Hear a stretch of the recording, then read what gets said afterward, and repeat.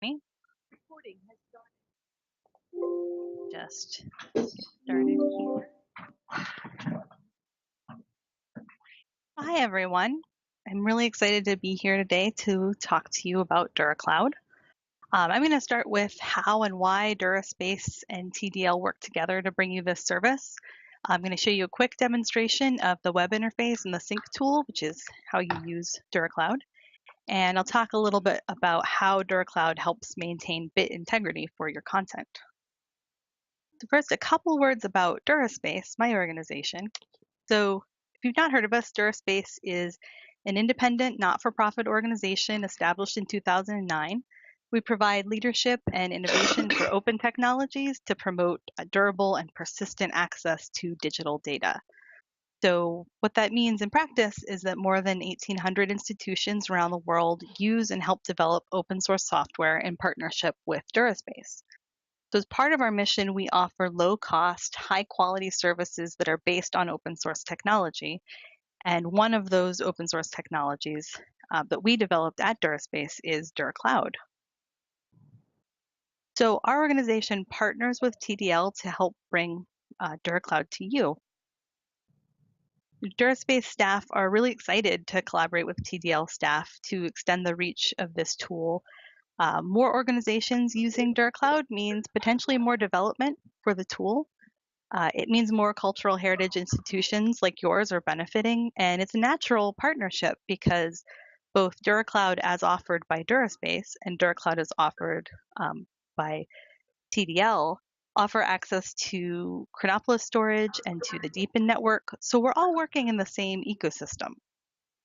Right now, TDL is the only organization offering DuraCloud outside of Duras Base, but we'd really love it to be a model for other partnerships with other states or even with other countries to help more organizations preserve their digital content in the cloud. So what is DuraCloud?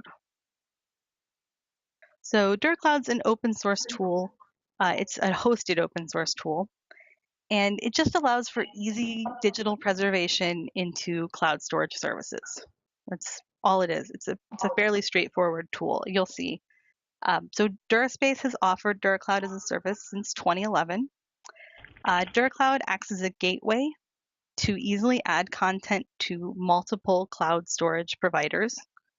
It ensures the integrity of the data that's stored with those providers, and it can be administered without the need for technical expertise or technical staff. So now I'm going to switch gears real quick.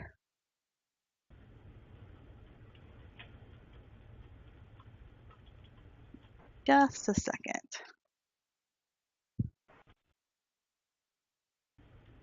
Stop sharing one thing and start sharing another.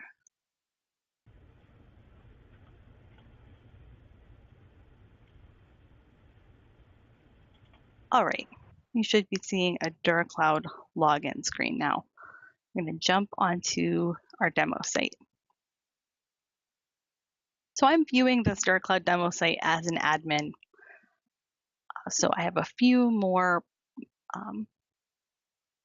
options than you might see as a user.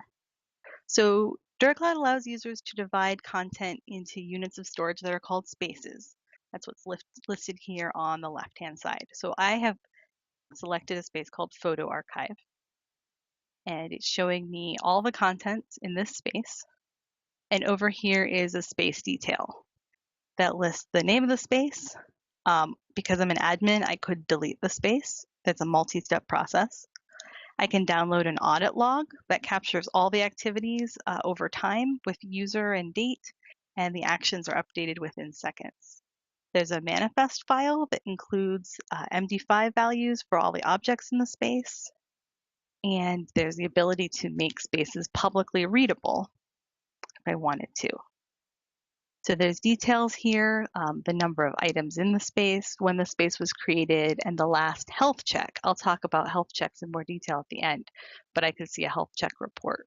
And there's a little history here of file counts and content added to the space over time. So that's a space. So now let's navigate from the space level to the content level. So if we click on an item, in this space, the content detail appears over here where we had space detail previously. So at this level, we can see the name of the item. We can see a storage URL. You can see a MIME type. There's no file format verification on upload.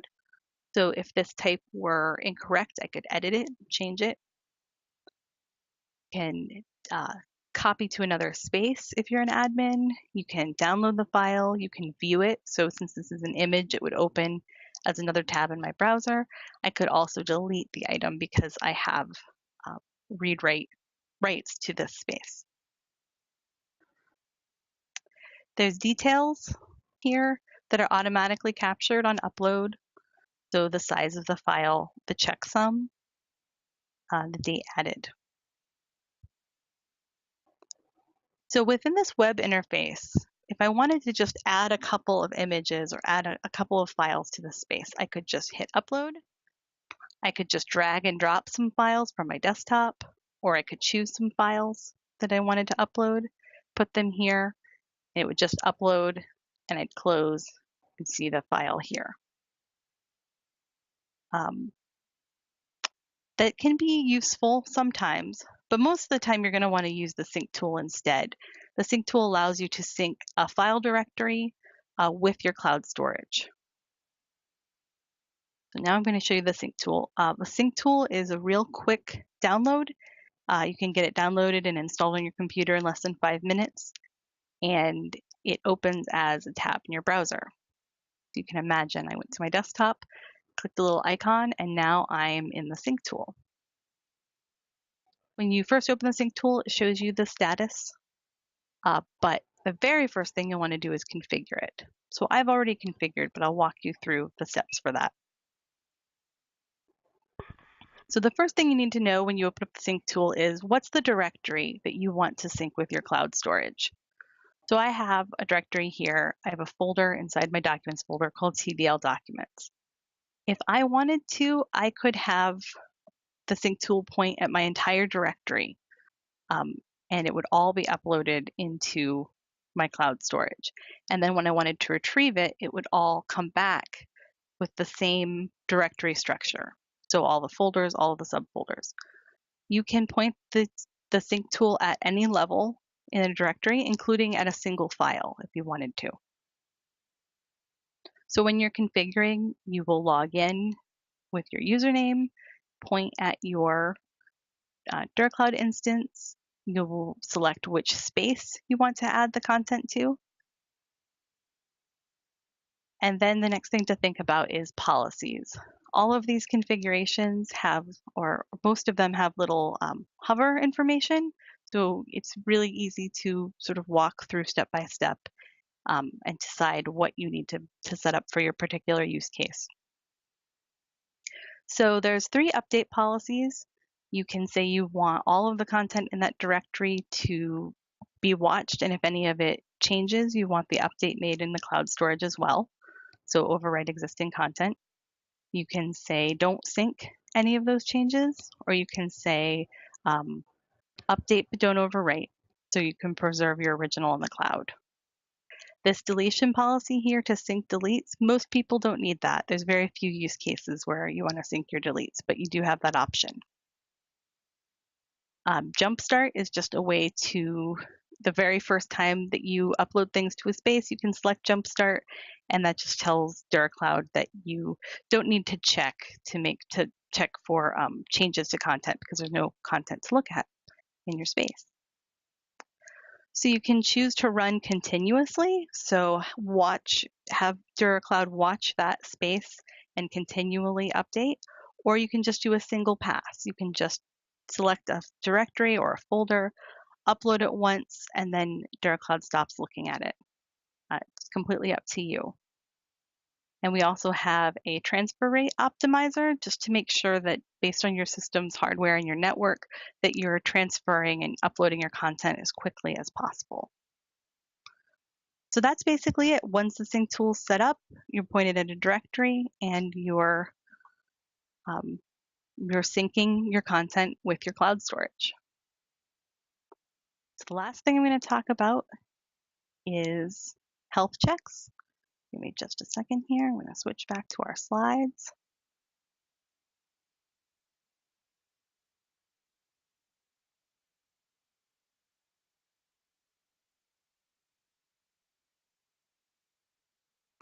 So health checks are an important feature of DuraCloud. They check for corruption or bit rot of your content so that remediation action can be taken if needed. The workflow for health checks starts when you first upload content to DuraCloud. So when the content's uploaded, DuraCloud generates an MD5 checksum for each object, and then the content is pushed to the storage provider. So in the case of the health check I'm showing here on this slide, this is Amazon Web Services S3 is the storage provider. So S3 calculates what it feels the MD5 value for the object is, and DuraCloud compares the MD5 values. DuraCloud continues to store the original MD5 value for the entire lifespan that the content is in DuraCloud. DuraCloud at TDL can run a health check, and I believe that these will be run annually. So this is an important feature of DuraCloud where the MD5 value for every item in a space is pulled, and the objects so pulled automatically out of S3 storage, and it recalculates the MD5 value on the fly. So this is a three-way comparison to confirm that the item was stored securely, it hasn't encountered any bit loss, it hasn't encountered any rot, there's no sort of corruption. If the values don't match, DuraCloud automatically will rerun to see if there was just a glitch. And then the software can pull a secondary copy. So if you have content in Glacier, for example, and something has happened to your content in S3, DuraCloud can automatically pull the copy from Glacier to heal the copy in S3. If the secondary copy is corrupt, which we've actually never seen before, an email is sent to an administrator, or if you don't have a secondary copy in storage, say you only have your content in S3, then an email is sent to the administrator just to notify you. That is health checks in a nutshell. It's an important part of how DuraCloud provides good digital preservation practices for your content. So that's all I have prepared. I'm happy to take questions. I'm going to stop sharing my screen now so I can better see if anything comes through chat. Thank you so much, Heather.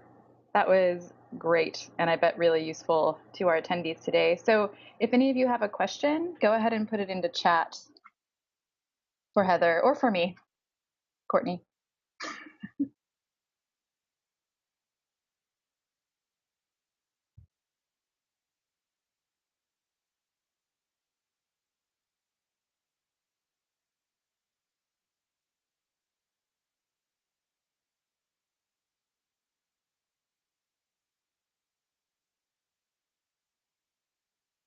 Heather, I'll ask you, are you okay with us sharing your slides with our members?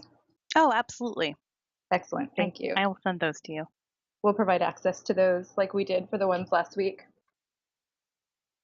in our own DSpace repository at TDL, which is also a Duras Base product.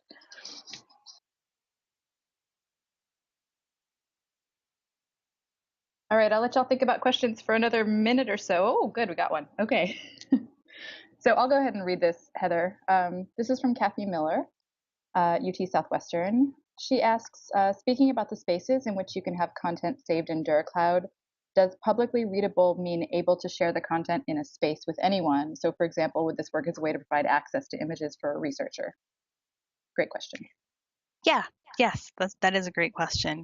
Yes, if you make a space publicly readable, all of the URLs to the individual items become accessible. So you could send the URL for, say, an image in a collection to a researcher, and if it was in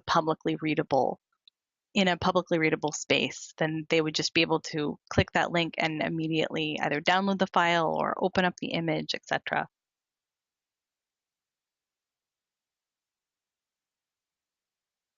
Thanks, Heather. Sure. Any other questions, folks?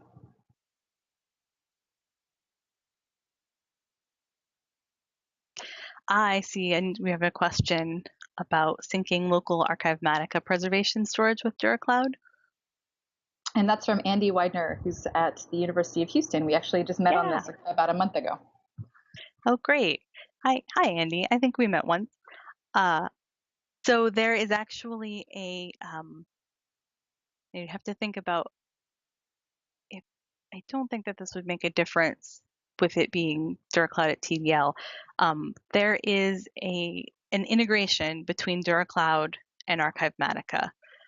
You can find that documentation. I can send that to Courtney, but it's on it's in the Archivematica documentation. But there is integration between the two, so you can integrate your local Archivematica and sync it with your DuraCloud. Yeah, actually, I worked on that.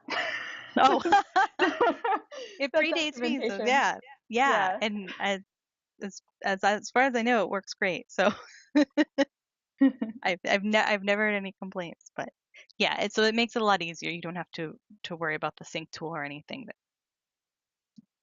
And I integrating have, in. Andy, I don't have a browser open right now, but it's in the Archivematica documentation website under archival storage, where it lists all of the different storage pairings that you can do with the storage service. I'll post a link if I can get a browser open before we end today.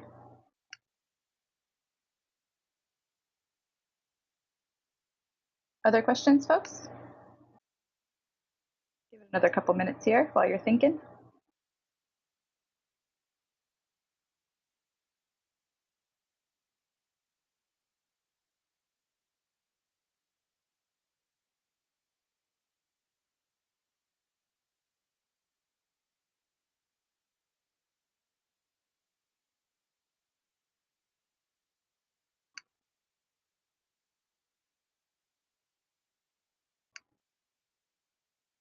Righty, I found that link. Andy, I'm putting the link here in chat. That's to the documentation for Archivematica DuraCloud pairing. And of course, if anyone wanted to do that with their TDL DuraCloud, we would assist. Yeah, I will say that I often tell folks that the trickiest part of DuraCloud is actually everything that comes before. So all of the decisions you have to make, all of the organizational decisions, the way that you want to organize your storage, which storage provider is right for you, all of those decisions are the difficult part, and the actual getting of the item from local storage to cloud storage is the easy part. So you all have a real advantage with TDL with having the consulting and having help and having Courtney to help guide you through, the best choice for your particular use case. Yeah, thanks for That's a mentioning big that, Heather. I advantage. think that's something I say pretty frequently too, that all the work leading up to actually moving your stuff into storage is the bulk of the work, making all of Yeah, those decisions. But your DuraCloud sync tool, I'm glad you pointed out that one of the benefits in using that is the way that you set up the folder hierarchy there, because that can be really valuable when you're creating multiple spaces in your institution and you have different purposes for each of those spaces and you want to keep it sorted well in your DuraCloud dashboard. absolutely. And the retrieval tool, if you ever wanted to do a bulk retrieval from DuraCloud, everything comes back in exactly the structure it was put in. So all those subfolders, the whole directory structure is preserved. Which is excellent news for Yeah, digital preservation. absolutely. Well, Heather, if we don't have any more questions, which it's seeming like we don't, I want to thank you again for doing this for us today. And thank all of our guests for joining us as well, from TDL and guests from beyond TDL as well. So take care. With that, we'll close it down. Great. Thanks, Courtney. Thanks, everyone. Bye, everybody.